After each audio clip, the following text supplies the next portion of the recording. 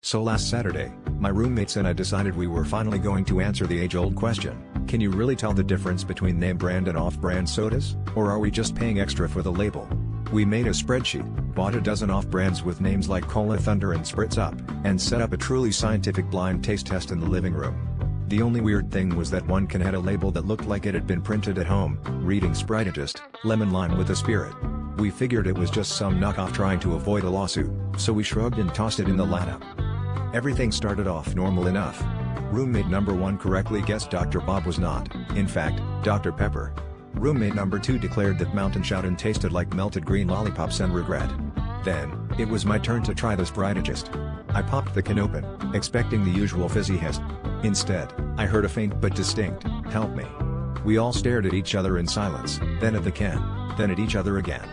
Roommate number 3 said, "Maybe it's just the carbonation escaping through a weird seam, but I could swear the can was vibrating." At this point, we were all a little freaked out, but also way too invested to back down. So, in the name of science, and because we're idiots, I took a sip. The flavor was unsettling, like lemon, lime, and existential dread.